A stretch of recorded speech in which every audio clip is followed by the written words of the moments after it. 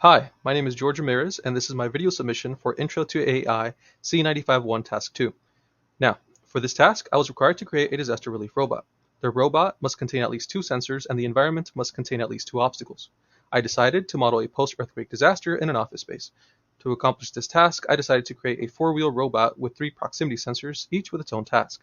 To model the environment, I used a grouped object made up of many cuboid and cylinder primitives, as you can see here.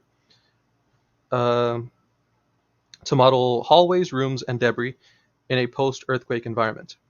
I then added a fallen block primitive to mimic a piece of fallen concrete, as you can see here, and another elongated block to simulate a fallen meeting table.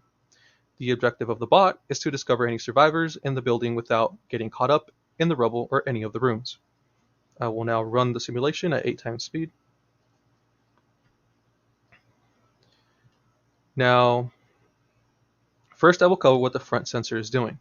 The front sensor is responsible for turning the bot to the right if it detects a wall. So here, as we will see, it detects the wall, so it turns right until it no longer detects it. Now the left sensor is responsible for two separate tasks.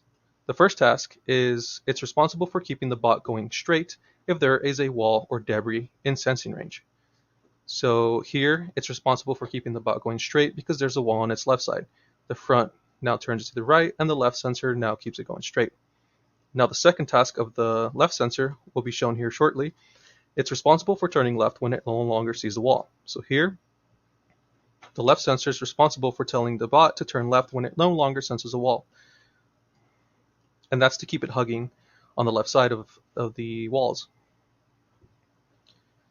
Now, the top proximity sensor up here, the one that spins, is simply responsible for scouting any sign of life.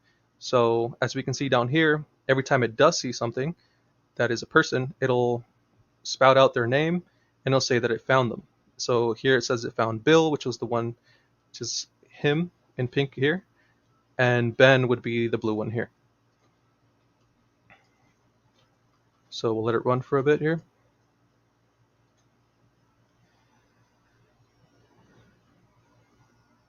Now, there are some improvements that I would like to make to this robot in the future, one of which would be to implement reinforced learning.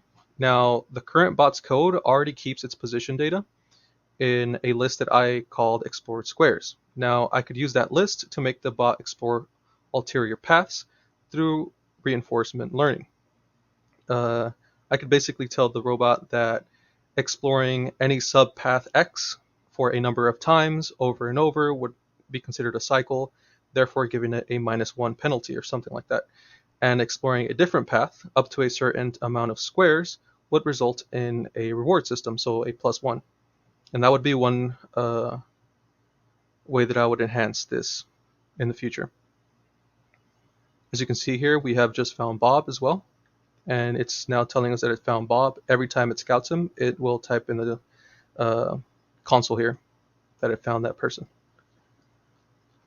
Now the last person we're looking for here is Blair, and it'll be turning here shortly around the corner using its sensors, as you can see.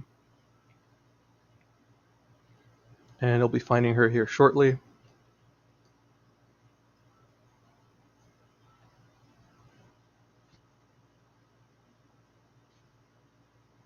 And there we go. We found the last survivor, and they are hiding in this little piece of rubble here. And there we go.